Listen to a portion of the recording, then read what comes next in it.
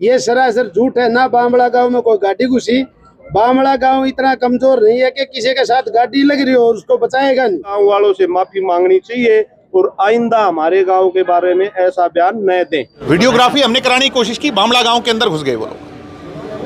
Police की गाड़ियां थी, बलेरो नियो गाड़ी थी, रेड लाइट लगी हुई थी, काले शीशे थे, सिविल ड्रेस में हथियारबंद लोग उसमें बैठे थे। जेजेपी के युवा प्रदेश अध्यक्ष दिग्विजय चौटाला को भिवानी में एक बयान देना इतना महंगा पड़ गया कि भिवानी के गांव बामला में उनके खिलाफ एक पंचायत बुला ली गई और उनके ऊपर आरोप लगाया गया कि उन्होंने झूठ बोला है सरासर भिवानी में कि उनके पीछे हथियारबंद युवकों की गाड़ी पड़ी थी, काली शीशे थे और वो गांव बामला में घुस गई थी।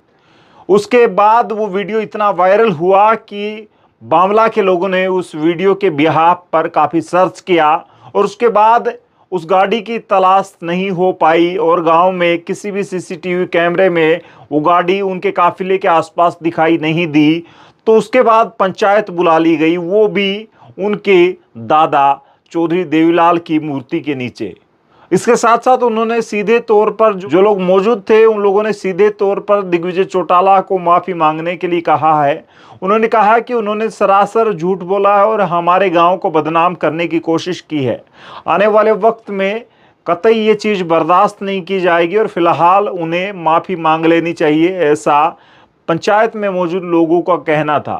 फिलहाल आप सुनिए विस्तार से सरपंच प्रतिनिधि और अन्य लोगों ने क्या कुछ कहा इस मुद्दे पर। आज गांव में इकट्ठा होने का मकसद 2-3 दिन पहले यहाँ से दिग्विजय चौटाला गुजरे थे। उन्होंने बोला था कि भाई बामड़ा गांव में गाड़ी घुस गई जो मेरे पीछे लगी हुई थी।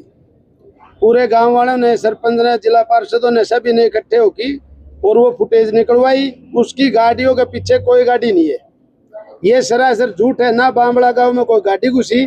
बामड़ा गांव इतना कमजोर नहीं है कि किसी के साथ गाड़ी लग रही हो और उसको बचाएगा नहीं, चाहे उसमें दिग्विजय होता चाहे कोई होता। बामड़ा गांव ऐसा गांव नहीं है, हर आदमी की मदद करता है। हमने पूरी तहकीकात करी है, पूरे गांव में कोई भी ऐसी स्थिगंध गाड़ी नहीं घुसी जिसमें के कोई हथियारबंद लोग हो और उनकी गाड़ी रोड पर आराम से जा रही है। आप फुटेज देख लो, सारी आपको फुटेज दिखाते हैं, हमारे पास उनकी फुटेज भी है। तो ये सरासर झूठ बोलते हैं। तो ये झूठ बोलने का मकसद क्या है हमारे को तो इनका पता नहीं। ये कहाँ से आदत सीख ली इतनी झूठ बोलने की? क्या क्या हासिल करना चाहते हैं ऐसी बातें बोल के? हमारे गांव का क्यों नाम लिया गया बेमतलब में? हमारा गांव इतना कमजोर थोड़ी है कि कोई आदमी गांव से निकलेगा और उसको क्षतिगंध आदमी घेर लेंगे। हम उसकी पूरी मदद करेंगे। और वो रोकता गाड़ी, यहाँ फोटो देता हमारे को, भैया ये गाड़ियां, उन गाड़ियों को ढूंढते हैं और उसकी मदद करते हैं हम। अब दिक्कत क्या, परेशानी क्या गांव को? परेशानी ये है कि हमारे गाँव में ऐसी कोई हादसा नहीं हुआ। हमारे गाँव को क्यों बदनाम करेंगे बामड़ा गाँव में घुस के? बामड़ा गाँव में जब कोई घुसा ही नहीं। आगे मांग क्या है? आगे मांग ये है भाई, आइंदा हम ये चाहते हैं कि हमारे गांव को बदनाम नहीं किया जाए। जो झूठ बोली है उसकी उन्हें माफी मांगनी चाहिए। अगर कहते कि गांव में पुलिस घुस गई, बदनामी वाली चीज तो नहीं है इसमें। नहीं तो पुलिस घुस गई तो बदनामी है। किसी के पीछे लग रहे थे, हथियारबंद आदमी थे, क्या पता पुलिस थी कौन थे, हमारे को पक्का थोड़ी पता। तो कुछ था ही नहीं तो कहाँ है वो? हमारे को दिखाया जाए, को फोटो दिखाओ भाई ये गाड़ी थी, उन गाड़ियों को हम पकड़ते। अगर माफी नहीं मांगी जाती है तो गांव का अगला कदम क्या होगा? वो तो देखो, गांव का अगला कदम तो ये है भैया, उसको झूठ नहीं बोलना चाहिए। हम तो यही कह रहे। तो गांव वाले का इस बात से रोष है, उसका बहिष्कार करेंगे हम। ये अच्छी बात रही। गांव है, गांव राम होता है। गांव में उसे बताना चाहिए था, गाड़ी रोकनी चाहिए थी।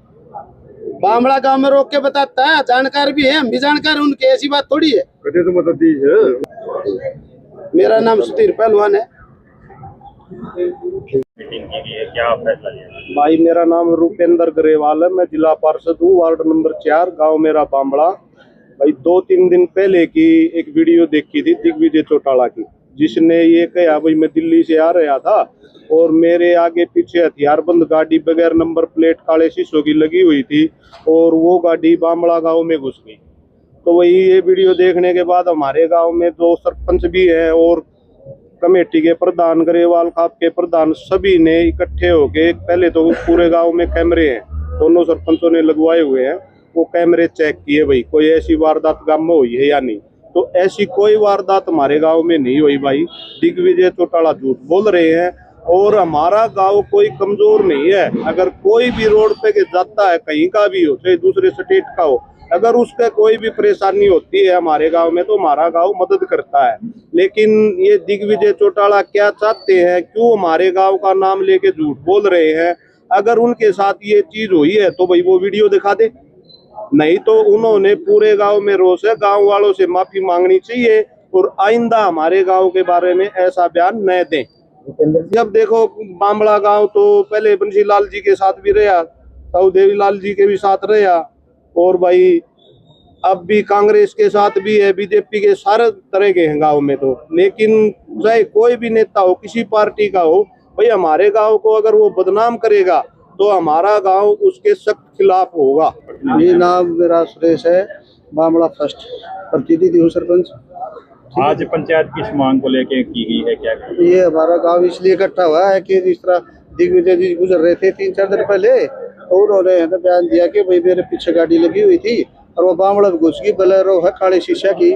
हमने तहकीकात करी, कैमरे वैमरे दिखे तो उसमें कुछ नहीं दिखा, ना कोई काले शीशा दिखा, ना कोई बोलेरो जानती। ठीक है जी, तो ये इस तरह बयान नए थे वो, और हमारे गांव को बदनाम न करें। आज आपने पंचायत की, इसका उद्देश्य क्या रहे? इसका उद्देश्य ये हुई था जी कि हमारे गांव को बदनाम न करें, और हमारा गांव इतना कमजोर भी नहीं है कि जिस तरह कोई घुस जाए, कोई घुसे तो हमने बताओ यार गाड़ी रोके, सब जानकार है उनके, और गाड़ी गुड़ी रोक के तो माता बताना हमको गाड़ी ठो वार भाई वो कुछ करा रहे। लेकिन ये थोड़ी कोई मौके भी बोल देंगे काम के खिलाफ। आगे क्या करें? आगे तो जी ऐसा बयान न थे हमारे काम के खिलाफ कोई भी।